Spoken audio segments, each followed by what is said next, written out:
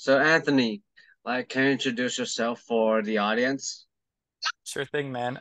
My name is Anthony Iannarino. I am a physical therapist and strength conditioning coach, uh, currently working with the Washington Wizards in the NBA.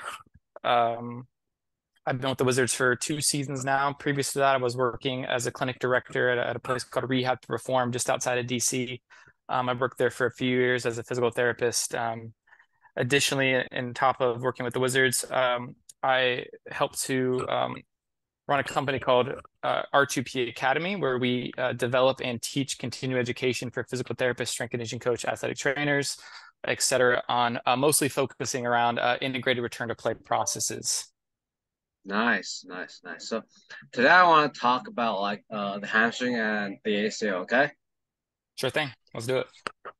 So uh I know that in the NSA textbook they used to grade they used to have like three grades of like hamstring injury. And last time we talked, you mentioned that there's like a new grading system of like four grades, so zero to like 4B. Am I right? Can you like Yeah, discuss this yeah, both about it? for sure.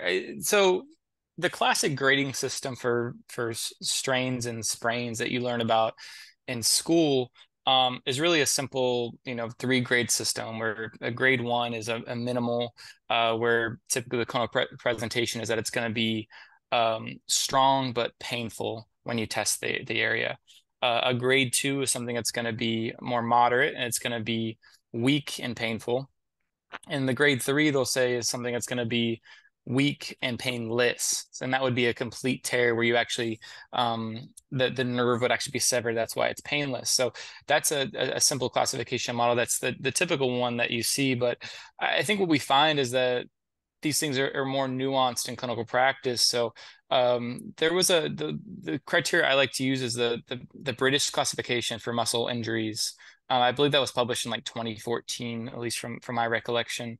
Um, and as you mentioned, they grade from grade 0 to grade 4, and each grade has an A and a B. So I really recommend going and looking up that article.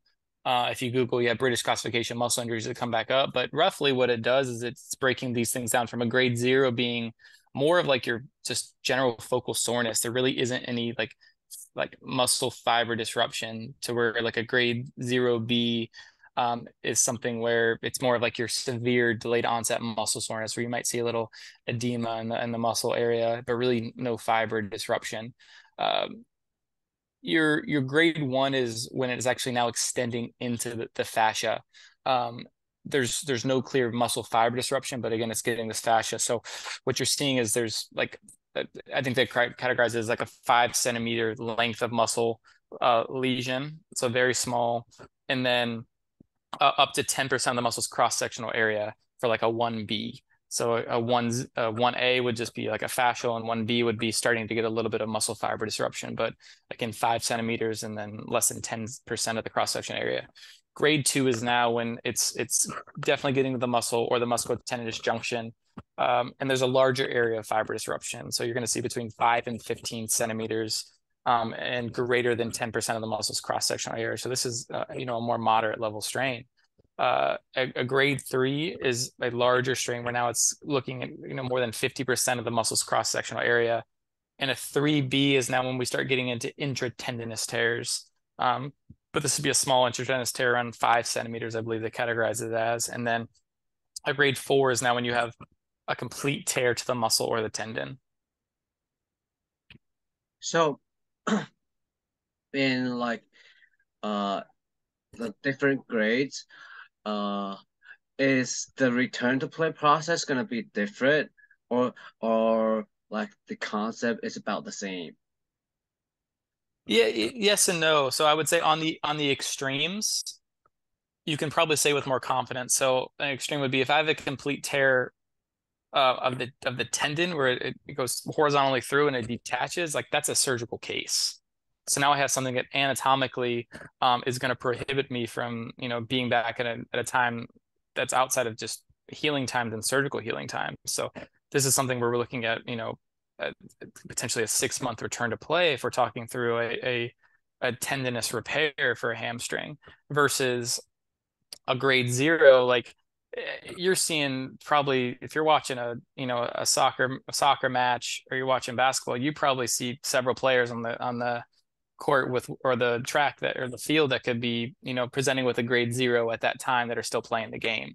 So again, that variation could be no missed time to something you're playing through to multiple months of an issue. So, and kind of everything in between. So the grading system certainly does matter in the sense that it gives us an idea of anatomically what's occurring. But when we start looking at this, like, grade 1, grade 2 type thing, there's a lot of variation in the time it's going to take for return to play. If you look in the literature, you see anything from like, you know, 7 days to 3 months for a return for grade 1, grade 2. So that's a large, that's a large span of time to be looking between, which, obviously there's going to be an average amount of time that's probably, 2 to 3 weeks, depending on grade. So we have a general idea and general rules of thumb to make decisions off of. But again, like each one is going to progress different clinically. And at the end of the day, our prognosis is going to be evolving over time. And we have to go over by clinical presentation and objective criteria and qualitative criteria as opposed to just timeline-oriented return to play decision-making processes.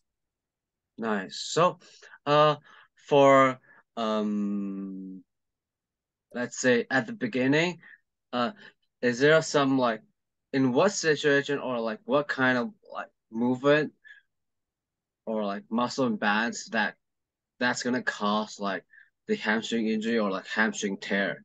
Like, is there like some like hip rotation that kind of stuff? Are you saying what's the what causes a hamstring strain, are you saying? Yeah. Sorry. Okay. Oh, you're fine. So the main mechanism for hamstring strain that you're going to see most commonly is going to be sprinting. So when you look at what's going to actually create a strain on a muscle, is it's going to be, especially a hamstring here, is it's going to be a high degree of lengthening under speed. So what we end up seeing is that if those fibers lengthen past what the muscle can control, you actually start getting fiber disruption and tearing of the muscle. So what we need is we need the high amount of eccentric force. So what you're typically going to see there is in sprinting mechanism, you see during late swing phase and early stance phase, you see a lot of force going through the hamstring at length. So that's our typical mechanism is going to be a sprint-based injury. However, we do see injury mechanisms that are more stretching type injuries. So think in soccer, if I'm lunging for a ball or basketball, if I'm driving in the lane and trying to decelerate quickly and reach my leg out, we're still going to see that high degree of eccentric force. We can see more three-dimensional injuries, and there's a good article in I think it's the British Sports Medicine Journal that talks about how we cannot consider hamstring strains as just these linear injuries and they need to be looked at as triplanar injuries. And that couldn't be more true because the hamstring is a triplanar muscle.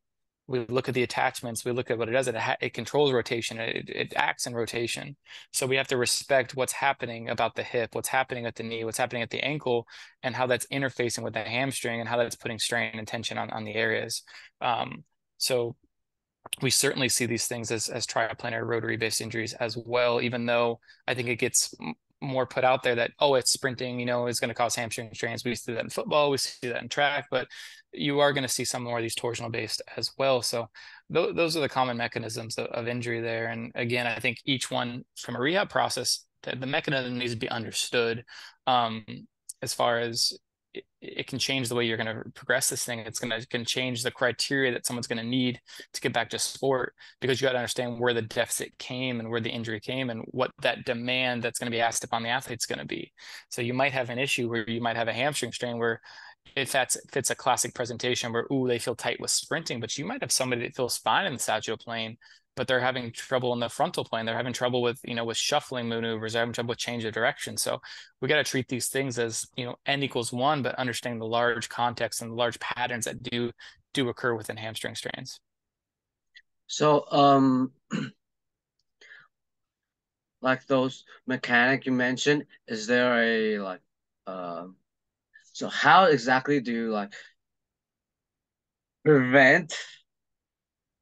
This is a bad word, but I can't think of like any other word to use because you can't really prevent an athlete to get injured, but is there a way to like minimize the chance of these athletes getting hamstring strain?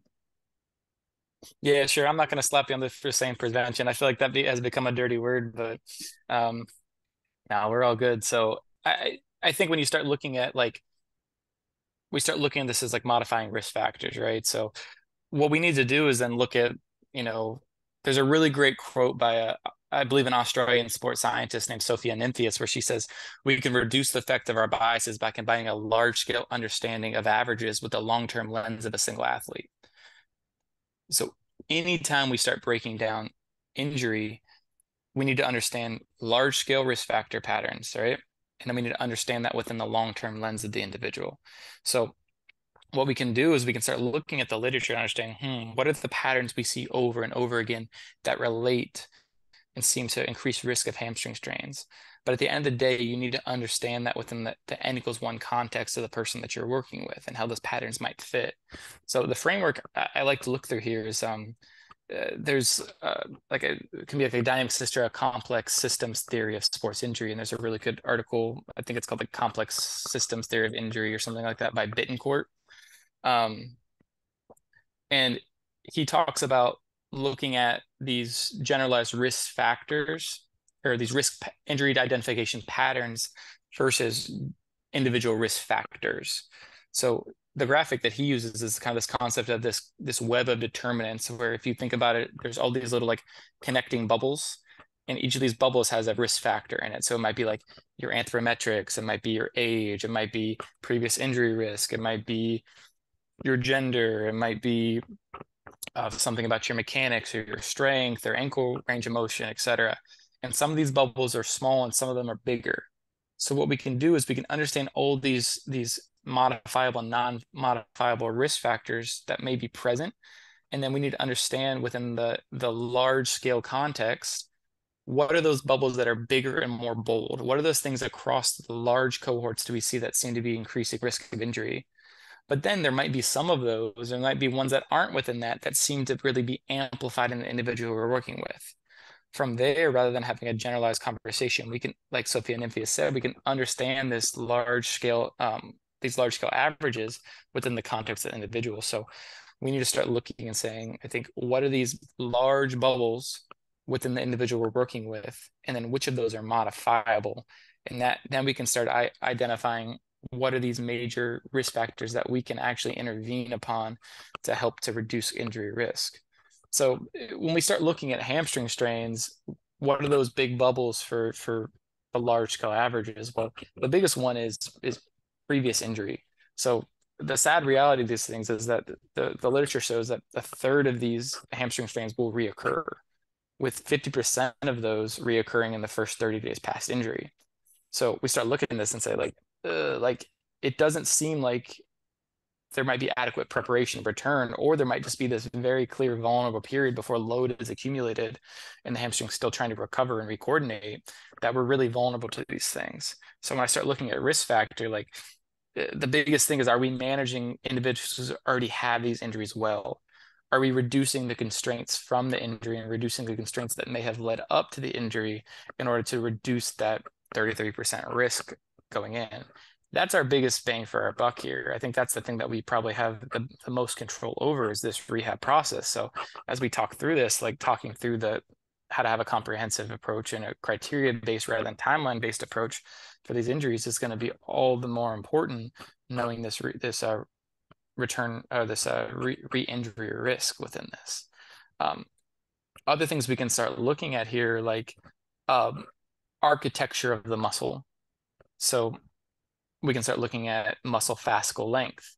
So that's something that's implicated in injury, where people with shorter fascicles seem to have a larger risk of injury.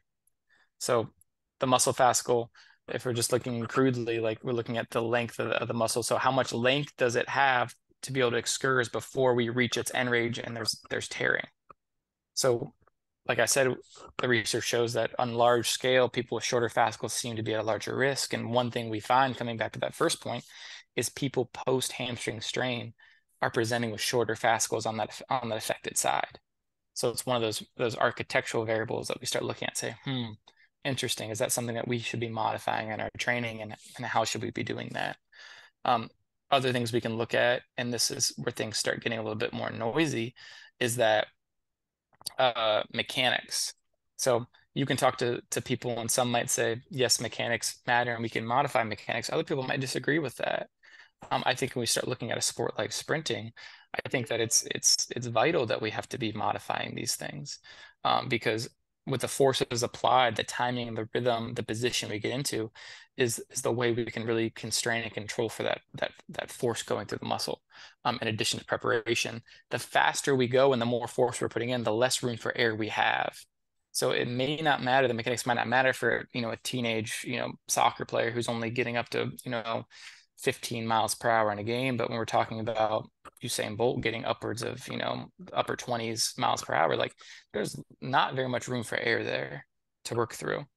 Um, so we definitely have to consider those things within N equals one context of the individual. So like I mentioned, this terminal swing phase, this early stance phase is important. So if we start looking at some of these common, large scale things that we see that are implicated in injury risk, is one would be positional mechanics. So what's the position of my pelvis? So one thing that will be implicated is this concept of like an anterior pelvic tilt or like a hyperlordotic low back. So if we just think from a positional mechanics, right, this pelvis is coming forward, which is changing the length tension relationship and changes the position of the hamstring, which might already start it from position of length.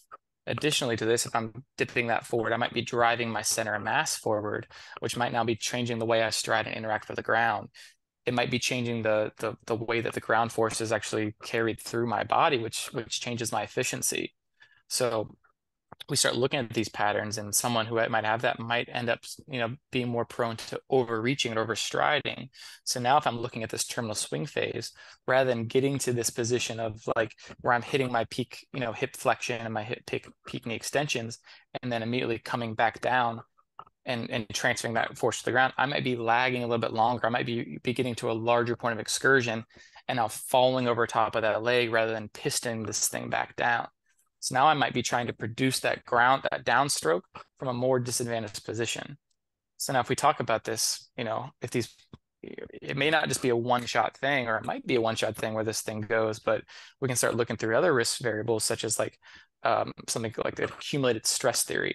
So if every stride now is putting a little bit more, let's just say like 0.5% more eccentric stress on the hamstring tissue. As we know, eccentric stress can create micro damage and muscle that is harder to recover from, right? So now if I'm doing this and I'm increasing my volume of play, my volume of running, my intensity, now I'm creating this micro trauma, this micro stress that maybe I'm not having time to recover and adapt from, to create the positive adaptations that would make me more resilient. And now we're breaking this thing down, and then it's that one moment where it goes because my body just can't withstand it.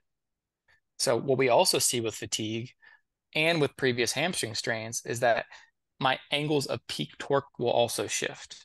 So what I mean by that is what we see is people with previous hamstring strains, and what we end up seeing under fatigue as well is that people are not as strong at longer lengths. So the position I'm more vulnerable, I'm now producing less peak torque in. So my angle of peak torque moves to shorter angles. So now what you might end up seeing is that as this person reaches this terminal swing phase, they don't have the isometric strength to control the excursion, and now this velocity of lengthening is coming out, and we can't control it, and then boom, the muscle goes. So we seem to see this, like, I mean, this is kind of me trying to put together the literature from the best of my understanding, but like you end up kind of seeing this vicious cycle. And I worked for a few years with some really high level high school sprinters, and being around the track world, this is kind of something I ended up seeing, is where you end up seeing these common mechanical inefficiencies, which seem to be leading to this increased eccentric stress, which is just this presents as like this chronic hamstring tightness. This soreness they don't seem to be getting over with. And we start seeing this accumulated fatigue from that. And from there, we end up seeing that this muscle now is less it's not wanting to lengthen as much. If you put them on the table, it's just tight. I feel tight. I feel restricted when I'm running.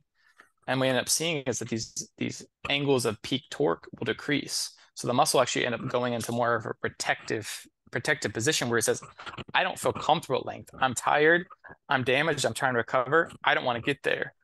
But as you now have the, motivation to hit peak velocity in a game, a match, or in a track meet, I'm breaking through that block, and then boom, the muscle doesn't have the capacity to withstand that force. So we see the cycle kind of continue. And then if you increase training load on top of that, that's kind of like pouring gasoline on a fire. So this cycle can start somewhere anywhere along it. It might be the fatigue that starts driving non-optimal mechanics because now I'm compensating for that. It might be a spike in training load that just lights the whole thing up. So we have to understand the end goal one context, and then also understand what are some of these indicators, or like the quote unquote like canary in the coal mine or check engine light in your car, that it makes us aware that, hey, something's not right. So when we start talking about increasing risk of injury, or injury prevention, that somewhat dirty word, right? I think it comes down to the clinician, the coach, the strength conditioning coach understanding the patterns of the individual and how they're adapting to the stress, and having that coach's eye, that clinical evaluation system that helps to catch and say, hey, this person just doesn't seem to be adapting well to training.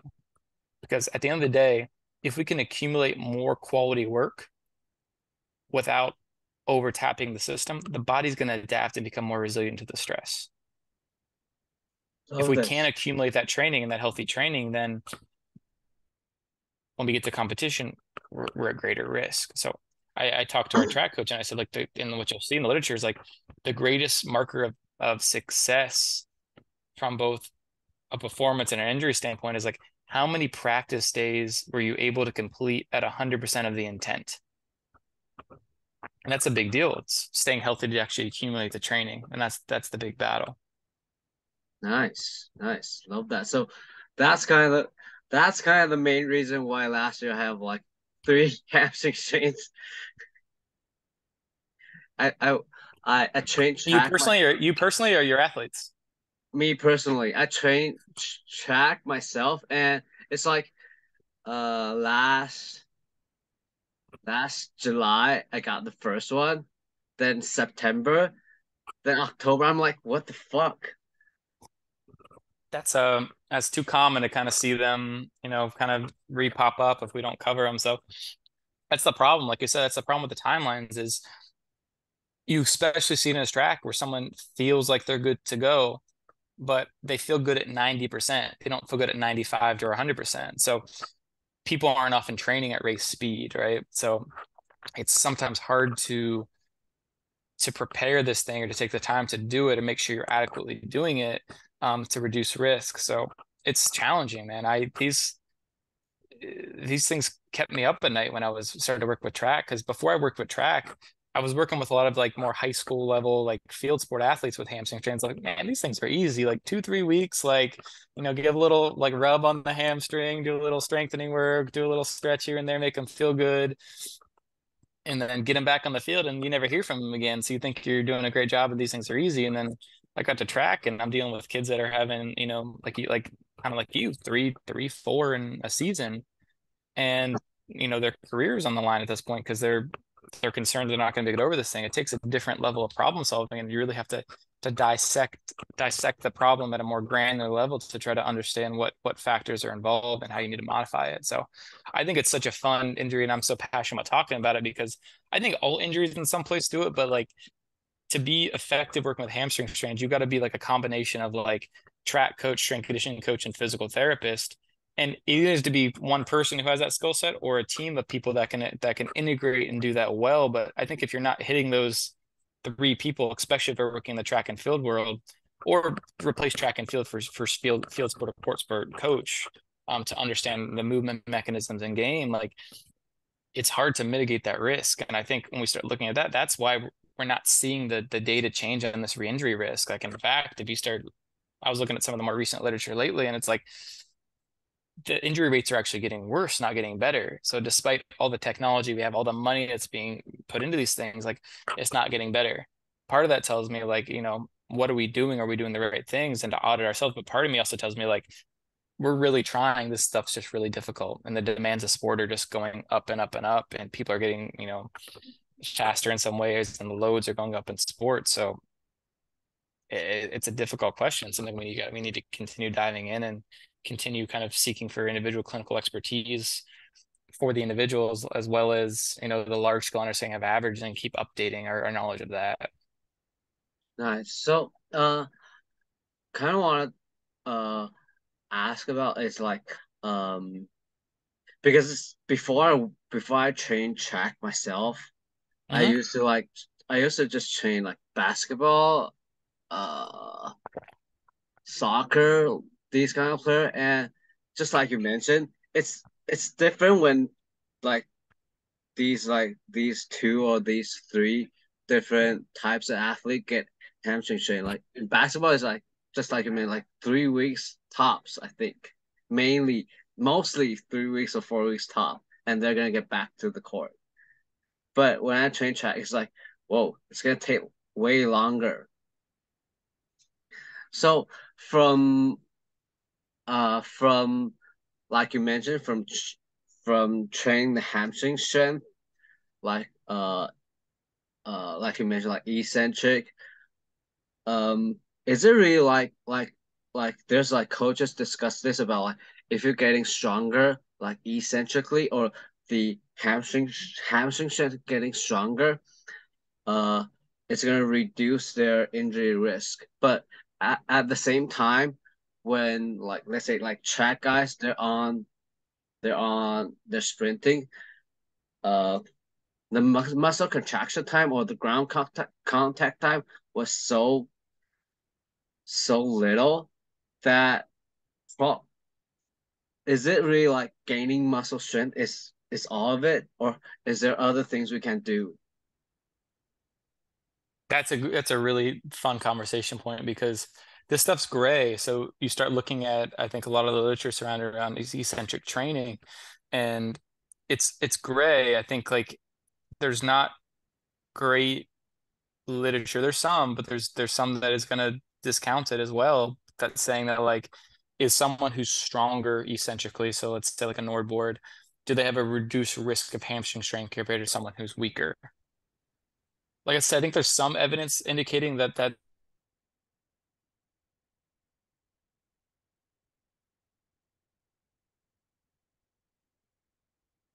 gray at this point.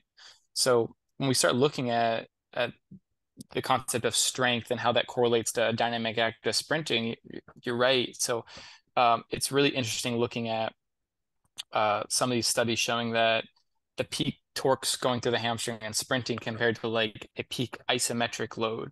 So there's an article showing that like at max isometric load of a hamstring is only like 50% of that's going to be going through the hamstring at terminal swing phase. So we're only getting to half of that force. And those forces can be up to 10 times your body weight and torque. So it's significant, stress going through that muscle. So when we're looking at a peak muscle action or a torque from an eccentric that might be only 60, 70, so whatever percent, I'm not sure the exact number of peak sprinting, and we have this gap of forces. Are we asking this question of like, oh well, how do we bridge this gap, and is this gap actually telling me something? So it certainly might, because if I have someone who's super weak compared to somebody else, it's like it tells me that this gap is even larger between what I can produce there and what I can produce in sprinting. However, there's going to be different properties of the muscle and different demands when I start getting into sprinting. So we start looking at like neuromuscular timing. We start looking at coordinated sequencing, all of these things and mechanics that are going to interplay with that as well, that might protect someone who's weaker, but someone who's strong might need that strength because they might be less efficient and they might need to dip into that strength reserve to protect themselves. So I don't know. It's gray, but I think what you can say about like eccentric training is that eccentric training has been shown to increase fascicle length. And as we said before, fascicle length is, something that looks to be a protective factor against hamstring strain. So when I start thinking about eccentric training, I kind of think about it from generally this architectural lens to say, I don't know what it's doing. I think it's probably doing something elsewhere and probably has other protective effects, but I'm helping to, create architectural changes in the muscle that might be remaining from past strain or might be something that helps bolster their resilience against these things.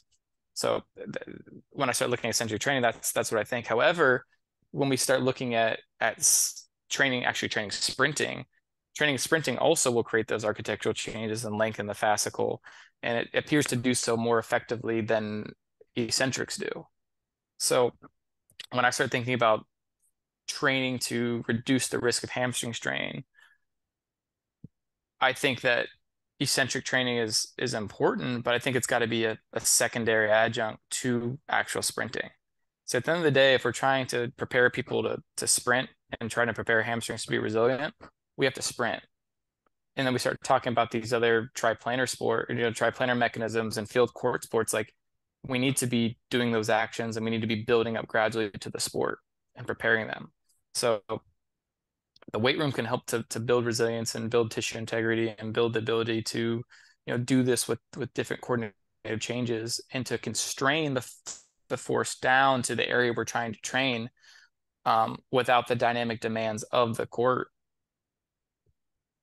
So I think that stuff all matters, and it's all how you kind of cook up that recipe for the individual in front of you and the time of year you're in and how the person's adapting. So it all certainly matters.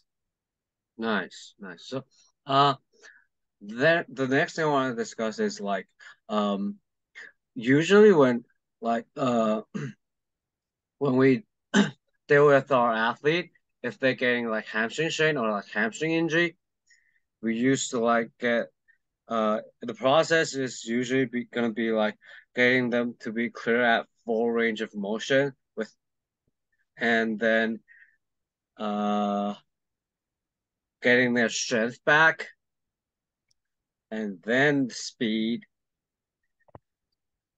But I know there's a discussion about like implementing speed at the beginning of the process. So like after a few days of like hamstring strain, not saying it's like the uh grade 4 of the hamstring injury, probably grade 3 or grade 2.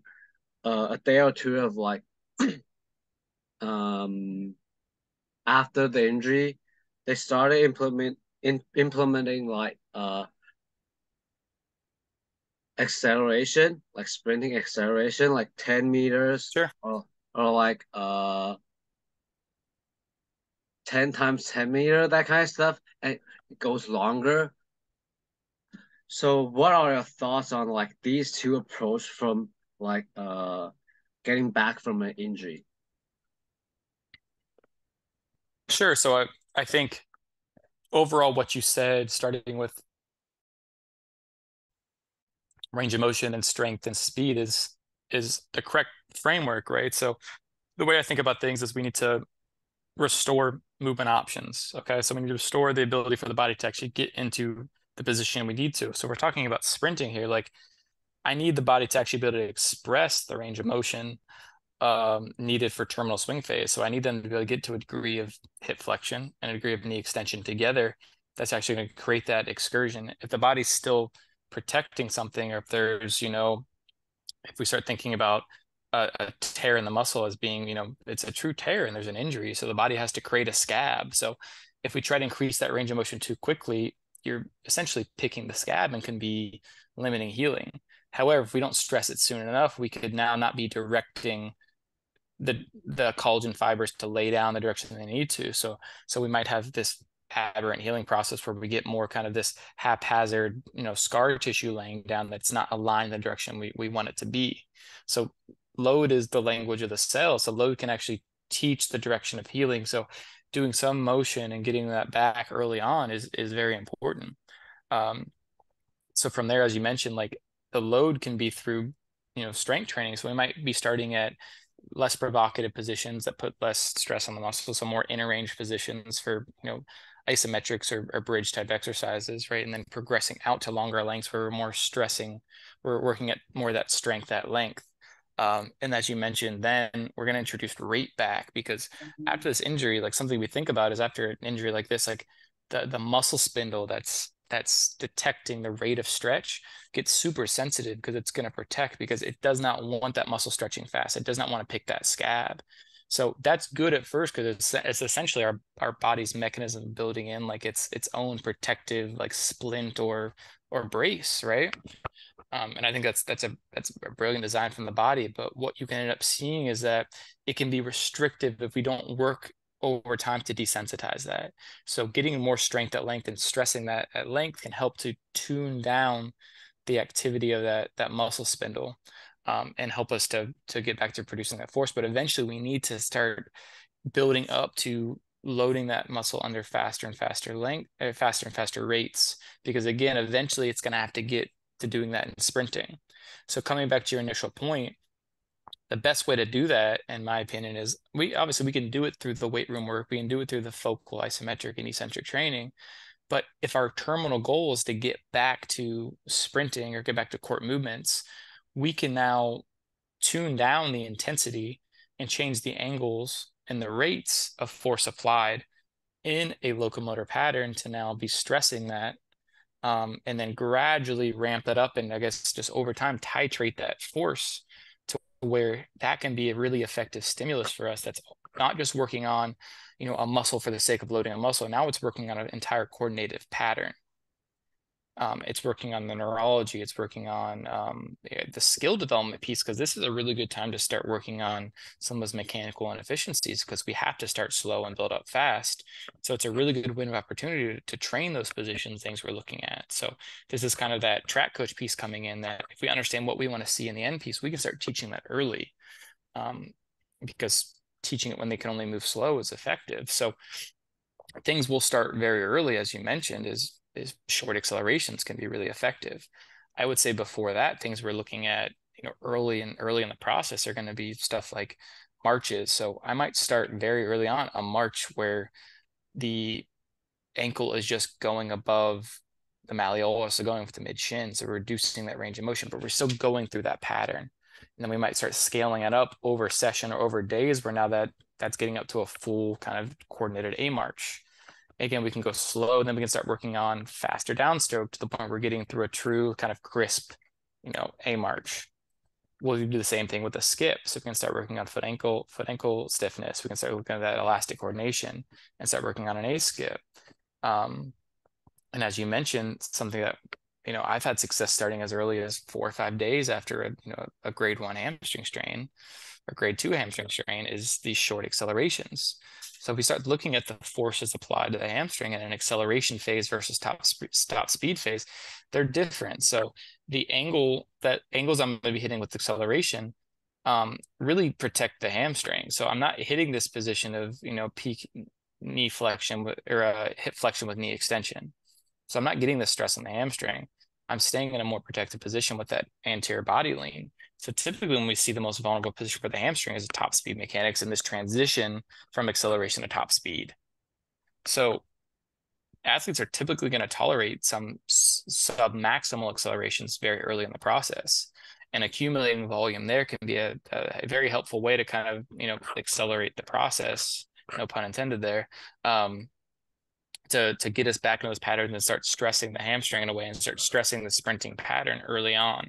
So yeah, I think that's a big part of the program I'll utilize in these sprint mechanism injuries is getting them back quickly to relatively high volumes of march, skip, dribble run to high knee run to 10-meter acceleration. Because again, 10 meters constrains it to the point where I'm really not hitting that much velocity. And again, they're using a self-selected speed here, but over several days, we're picking ourselves up to getting to higher speeds.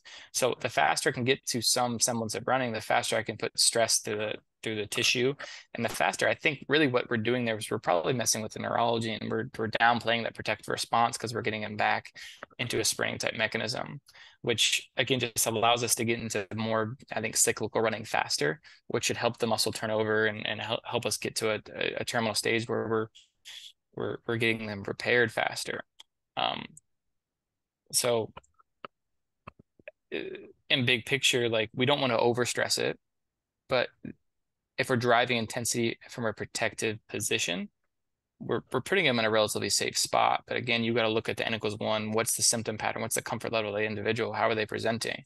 Because it might be someone with, a different level of injury, or they might have a more proximal injury where now just the pure hip flexion is irritating because they have, more proximal attachment injury. Or you might have someone with a distal tendon issue that now just any of that velocity of having to control, even just isometrically controlling that knee flexion is irritating. So again, it's listen to the athlete, listening to the symptom pattern and see how their clinical indicators are presenting following the stimulus to allow you to understand, is this a productive stimulus or is this an unproductive stimulus for the person? Nice.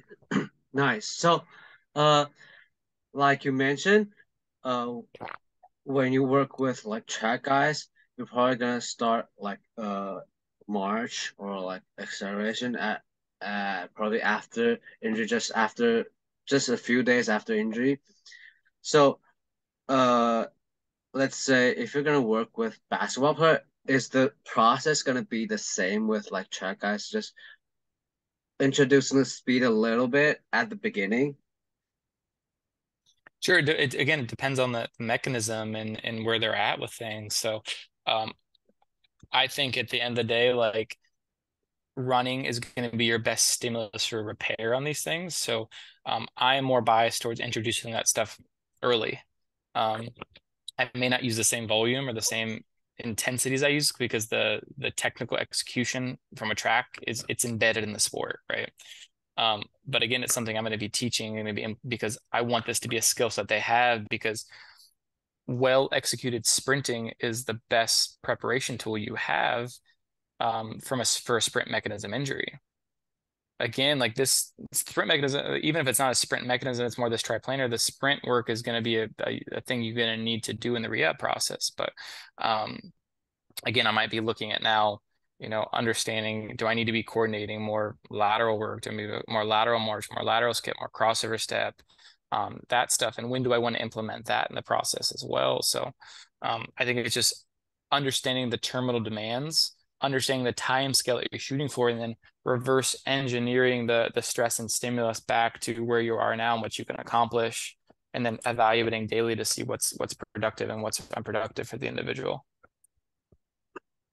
Great. So that's kind of all the question I have for hamstring. So if there's like coaches or uh players are interested in what we're talking about today, where can they find you, or where can they reach out, find the course you mentioned on uh your Instagram?